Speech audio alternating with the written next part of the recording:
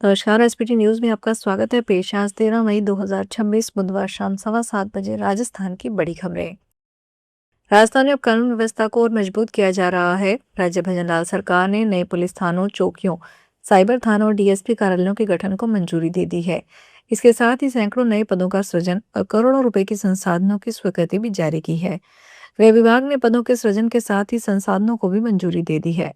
Police मुख्यालय का दावा है कि इससे न केवल कानून व्यवस्था मजबूत होगी, बल्कि आम लोगों को पुलिस सेवाएं भी पहले से ज्यादा तेज और प्रभावी तरीके से मिल सकेगी।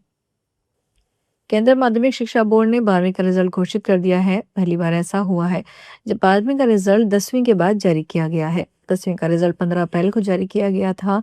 अजमेर रीजन का रिजल्ट 86.78% रहा। अजमेर रीजन से अलग हुए गुजरात 7वें स्थान पर रहा। 10वीं बोर्ड रिजल्ट में भी राजस्थान गुजरात से पिछड़ा था। अजमेर रीजन का रिजल्ट पिछले साल से कम रहा। पिछले साल रीजन के 90.40% बच्चे पास हुए थे।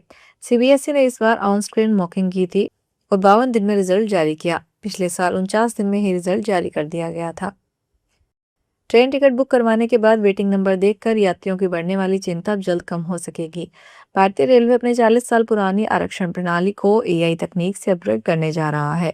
नई व्यवस्था लागू होने के बाद यात्रियों की वेटिंग टिकट कंफर्म होने की संभावना का पहले से कहीं अधिक सटीक अनुमान मिल सकेगा। रेलवे के अनुसार यह सटीकता 53% से बढ़कर लगभग 94% तक पहुंच जाएगी। इससे यात्रियों को टिकट बुकिंग के साथ ही सीट मिलने की संभावनाओं का अंदाजा लग सकेगा। रेल मंत्री अश्विनी वैष्णव ने रेलवे अधिकारियों को अगस्त से ट्रेनों को चरणबद्ध तरीके से नई पीआरएस प्रणाली में शिफ्ट करने के निर्देश दिए हैं। भीषण गर्मी से जूझ रहे राजस्थान में एक बार फिर से मौसम बदलने वाला है। मौसम विभाग के अनुसार 15 मई से राजस्थान के कई इलाकों में तेज गर्मी के कुछ समय के लिए राहत मिल सकी है। पश्चिमी राजस्थान और आसपास के क्षेत्रों के ऊपर ऊपरी हवा में चक्रवाती परिसंचरण सक्रिय बना हुआ है। इसके साथ ही उत्तर पाकिस्तान क्षेत्र में सक्रिय वेस्टर्न डिस्टर्बेंस का असर भी प्रदेश के मौसम पर दिखाई देने लगा है। मौसम विभाग ने संकेत दिए हैं कि 15 मई से एक नया वेस्टर्न डिस्टर्बेंस उत्तर पश्चिमी भारत को प्रभावित करेगा, जिससे राजस्थान में आंधी, बारिश और तापमान में गिरावट देखने को मिल सकती है। बंदरों ने नेपाल के कई पहाड़ी क्षेत्रों में इस कदर तबाही मचाई है कि स्थानीय सरकार को एक अजीबोगरीब फैसला करना पड़ा। बंदरों के आतंक से निपटने के लिए एक दिन के सार्वजनिक अवकाश की घोषणा कर दी गई है। ये लाली गुरास नगर पालिका ने किया है। इस दिन इलाके के लोग सामूहिक तौर पर बंदरों को खेतों और बस्तियों से भगाने का काम करेंगे। लाली गुरास नगर पालिका तेहरथुम जिले में है। 15 मई को पूरे क्षेत्र में सार्वजनिक अवकाश घोषित किया गया है, ताकि स्थानीय भाषा में रातों बंदर कहलाने वाले रीसस मकाका बंदरों के विरुद्ध ऑपरेशन चलाया जा सके। नीट 2024 की 3 मई को आयोजित हुई परीक्षा में देश भर में 22,79,000 विद्यार्थियों ने परीक्षा दी थी। अब इन विद्यार्थियों को फिर से नीट की परीक्षा देनी होगी। नीट परीक्षा देकर घर जा चुके विद्यार्थी और उनके अभिभावक अब फिर से कोचिंग संस्थानों और हॉस्टलों की ओर रुख करने लगे हैं। नीट की तैयारी करने टेस्ट सीरीज, डाउट काउंटर और डाउट क्लासेस और सेल्फी स्टडीज को लिए सीकर आने लगे हैं। ऐसे में अब तक 1 से 1.5 महीने हॉस्टल व कोचिंग की तैयारी करने में एक छात्र को करीब 30,000 रुपये देने होंगे। जोधपुर में राष्ट्रीय राजमार्ग 125 पर आज बुधवार सुबह धीरपुरा गांव में बस स्टैंड के पास राजकीय उच्च माध्यमिक विद्यालय के निकट हुए सड़क हादसे में 3 स्कूली बच्चे घायल हो गए। हादसा सुबह करीब 7 बजे हुआ। स्कूल से करीब 100 फीट पहले तेज रफ्तार ट्रेलर ने उन्हें टक्कर मार दी। हादसे के बाद मौके पर अफरा तफरी मच गई और बड़ी संख्या में ग्रामीण एकत्रित हो गए। सूचना मिलने ही स्कूल स्टाफ और ग्रामीणों ने तत्काल निजी वाहन और 108 एम्बुलेंस की सहायता से घायल बच्चों को बालेसर सामुदायिक स्वास्थ्य केंद्र पहुंचाया। प्राथमिक उपचार के बाद तीनों बच्चों को गंभीर हालात में जोधपुर रेफर किया गया। अलवर में आज बुधवार सुबह बुजुर्ग पेंशनर मिनी सचिवालय के बाहर थानेदार से उलझ गए। सुबह 11 बजे पेंशनर चिकित्सा मंत्री के खिलाफ नारेबाजी करते हुए मिनी सचिवालय के अंदर जाना चाहते थे, लेकिन अरावली विहार पुलिस ने उन्हें गेट पर रोक दिया। पेंशनर ने चिकित्सा मंत्री के खिलाफ जमकर नारेबाजी की। पेंशनर ने कहा कि आरजीएचएस योजना के तहत उनको इलाज और दवाएं मिलना बंद हो गई। यह चिकित्सा मंत्री की नाकामी है। राजस्थान पेंशनर समाज जिला शाखा अलवर के मंत्री अशोक कुमार शर्मा ने कहा कि यह योजना 2021 में लागू की है।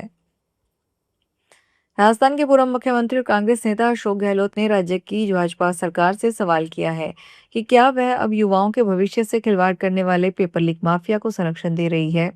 गहलोत ने बुधवार को सोशल मीडिया पर यह सवाल उठाते हुए कहा कि राष्ट्रीय योग्यता सह प्रवेश परीक्षा यूजी के पेपर लीक मामले में गिरफ्तार आरोपी दिनेश प्रिमवाल भाजपा का पदाधिकारी है। क्या यही वजह है कि राजस्थान की भाजपा सरकार ने नीट यूजी पेपर लीक को छिपाने का प्रयास किया और कोई एफआईआर दर्ज नहीं की? जालौर में गर्मी से बिजली के ट्रांसफार्मर में अचानक आग लग गई। देखते ही देखते आसपास में लगी झाड़ियों में फैल गई। घटना जिले के जालौर के भादरा-जून थाने के वारनी गांव में बुधवार सुबह की है। इसके बाद ग्रामीणों ने अपने घरों से पानी की बाल्टियां लेकर आए। इसके साथ ही पानी के टैंकर मंगवाकर करीब आधे घंटे में आग पर काबू पाया गया। जानकारी के अनुसार नोसरा के पास स्थित वारनी गांव में लगे एक बिजली पोल के ट्रांसफार्मर में अचानक चिंगारी उठी और देखते ही देखते आग ने विकराल रूप ले लिया।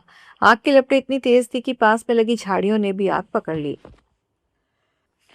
पागल कुत्ते ने 2 घंटे में एक ही गांव के 36 लोगों को काट लिया। इस दौरान एक बच्ची का गाल नोच लिया, वहीं एक बुजुर्ग का अंगूठा पर काट लिया। मामला बांसवाड़ा जिले के गढ़ी क्षेत्र के मोड़ी गांव का है। इधर पागल कुत्ते के लोगों के काटने की जानकारी मिलने पर पुलिस भी मौके पर पहुंची। इस घटना के बाद गांव में लोगों की भीड़ जमा हो गई और कुत्ते को ढूंढना शुरू किया। आखिर गांव के पास एक बस्ती में कुत्ते को गांव के लोगों ने मिलकर मार डाला। जोधपुर शहर के सांगरिया फाटा क्षेत्र में फैक्ट्रियों से निकलने वाले जहरीले केमिकल युक्त पानी ने स्थानीय निवासियों की नींद उड़ा दी है। क्षेत्रवासियों ने आरोप लगाया है कि फैक्ट्रियों का रासायनिक पानी खुले में सड़कों पर बह रहा है, जिससे न केवल पर्यावरण को नुकसान पहुंच रहा है, बल्कि यह दूषित पानी अब पेयजल लाइनों पर पहुंचने के कगार पर है। स्थानीय नागरिकों का सबसे गंभीर आरोप यह है कि फैक्ट्रियों की पाइपलाइनों को लीकेज वाल्व के जरिए यह रासायनिक पानी वाटर बॉक्स परिसर तक पहुंच रहा है। लोगों को डर है कि यह जहरीला पानी घरों में होने वाली नियमित जल आपूर्ति में मिल सकता है। राजस्थान माध्यमिक शिक्षा बोर्ड की 10वीं और 12वीं की कक्षा पूरक परीक्षाएं 14 मई से शुरू होगी। बोर्ड ने इन परीक्षाओं का विस्तृत कार्यक्रम जारी कर दिया है, जिसके बाद विद्यार्थियों ने अपनी तैयारियां तेज कर दी है। शिक्षा विभाग ने परीक्षा संचालन के लिए आवश्यक तैयारियां शुरू कर दी है। केंद्रों पर पेयजल, बैठने की उचित व्यवस्था, बिजली आपूर्ति और सुरक्षा संबंधित सभी इंतजाम सुनिश्चित करने के निर्देश दिए गए हैं। राजस्थान के करौली जिले के सपोटरा थाना क्षेत्र में लोहरलड़ी गांव में आबकारी विभाग ने दबिश देकर 10,000 लीटर बोश नष्ट किया और मौके से तैयार अवैध हथकढ़ शराब बरामद की है। विभागीय सूत्रों ने बुधवार को बताया कि लोहरलड़ी गांव में लंबे समय से अवैध शराब निर्माण की शिकायतें मिल रही थी। इसके बाद ये कार्रवाई की गई। इस दौरान जिला आबकारी अधिकारी हिंडौन और करौली वृत्त के आबकारी निरीक्षक, आबकारी थाने का जाब्ता और अन्य अधिकारी मौजूद रहे। राजस्थान में सवाई माधोपुर के रणथंभौर बाघ अभयारण्य में पर्यटक उस समय हैरत में पड़ गए जब उन्होंने आक्रामक भालू के डर से बाघ को भागते हुए देखा। वन्य जीवन के इस दुर्लभ और आश्चर्यजनक नजारे को अपने मोबाइल फोन में कैद करने वाले पर्यटक अब फूले नहीं समा रहे। पर्यटकों की तरफ से बुधवार को सोशल मीडिया पर इसका वीडियो वायरल किया गया। फिलहाल इस बुलेटिन में इतना ही, फिर हाजिर होंगे बड़ी खबरों के साथ।